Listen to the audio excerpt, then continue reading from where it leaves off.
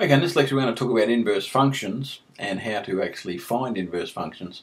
So let's suppose I have a function, and let's suppose our function is just a simple one, 3x minus 4 again.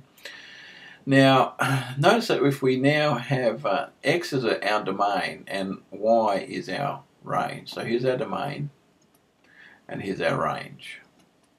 Okay, let's pick a few values. Let's suppose we have negative 2.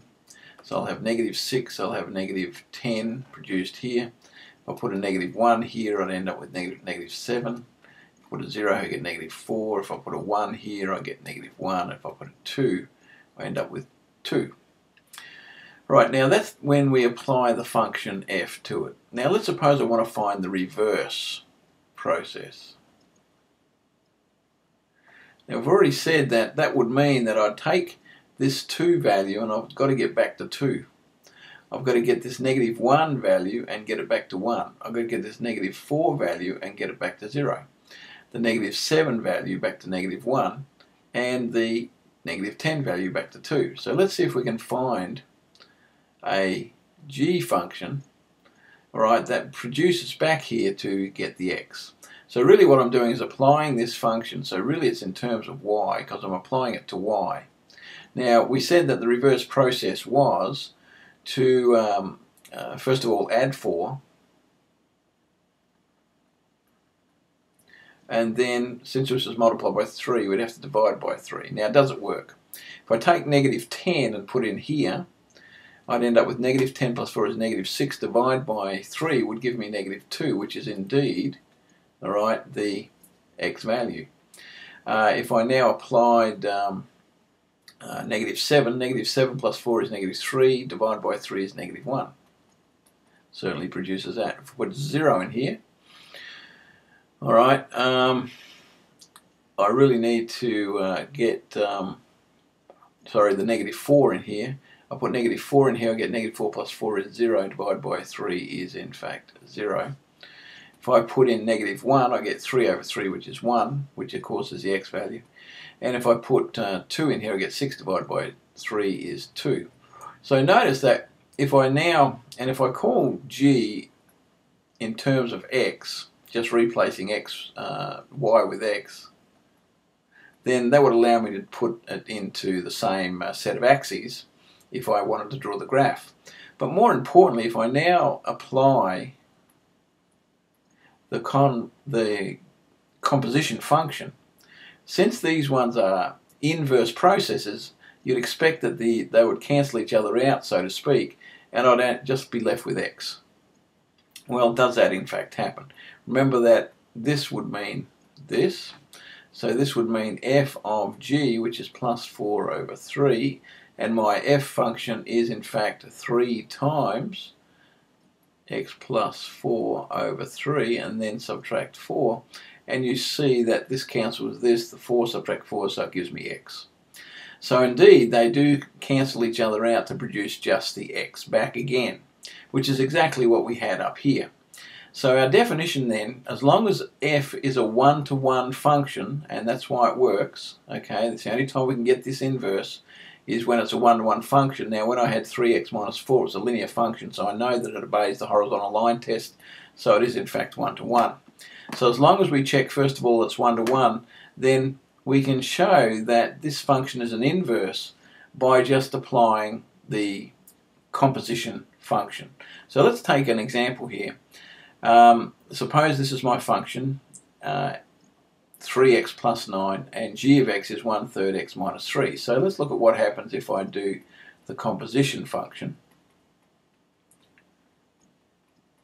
Right, this would be f of g of x is 1/3 x minus 3. So that means that wherever I have x in this one, I'm going to put 1/3 x minus 3 plus 9. So this is going to in fact be x, just according to our definition. So these two are indeed inverse functions. We should check the other way as well. Alright, and so g of f of x, and this is the case I spoke about before where we should get the same result regardless of which order we do it in, which is not normally true for composition functions.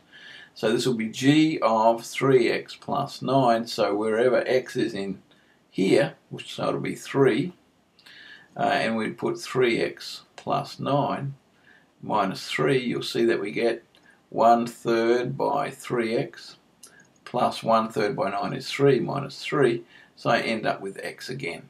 So this then is going to be our definition for determining whether f and g are inverse functions.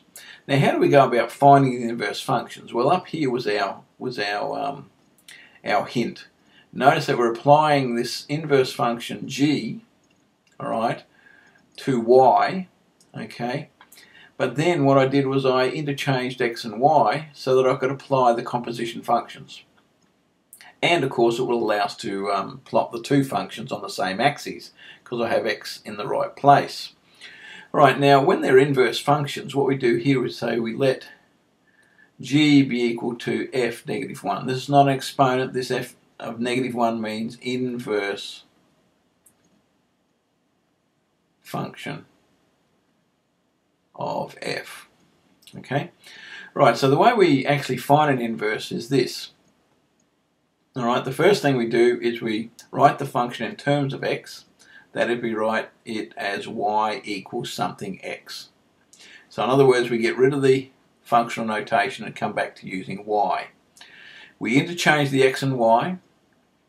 We solve for y, and then we replace the y with this f of minus 1 of x. Right, that's the process. Alright, and why do we do that? Because remember, basically what we're doing is we're interchanging x and y values. Okay, because notice up here, alright, we took the y value and put it into where x was for g. Alright, so we interchanged the x and y's. So notice that these negative 2, negative 10, right, became negative 10, negative 2. Negative 1, negative 7 became negative 7, 1. So in other words, what we're really doing when we're finding an inverse function is we are interchanging the x and y values in the coordinates. Right, let's have a look at this particular function here. Right, step 1. Since we have f of x equals x cubed plus 7, we write this as y equals x cubed plus 7. Alright, step 2. We interchange x and y. Okay, so here we go. We have x equals y cubed plus 7. So that's step 1, step 2. Right, step 3. We're going to solve for y. Okay, so that means, of course, we're going to have y cubed equals x minus 7. So y is going to be equal to the cube root of x minus 7. Okay, step 4. Okay, we're going to call y the inverse function of x. So it's going to be the cube root of x minus 7. Now, I'll put in a step 5 here, and that is check. So in other words, what we do is we look at f operate f inverse of x. Alright, what's that going to be? It's going to be f of, the inverse we just said was the cube root of x minus 7.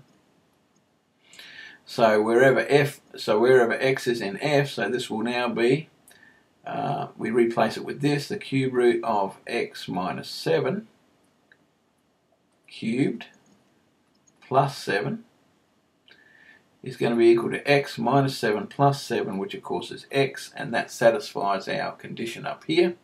And we should also look at f inverse operate f of x.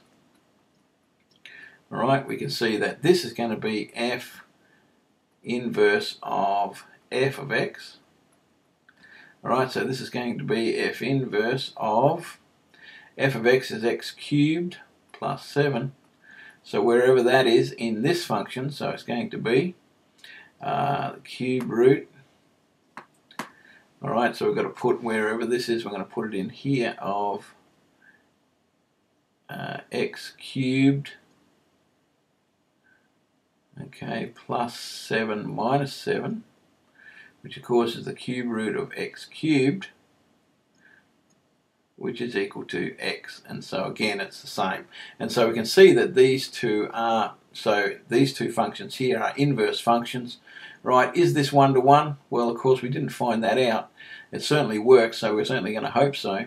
So again, we say, all right, well, let's suppose that we have f of a equals f of b. Well, that's going to imply then that a cubed plus 7 equals b cubed plus 7. Subtract 7 from both sides. We're going to have a cubed equals b cubed. If I take the cube root of both sides, I'm going to get a equals b. And so yes, it is one-to-one, yes. And that's why we have the inverse worked quite nicely.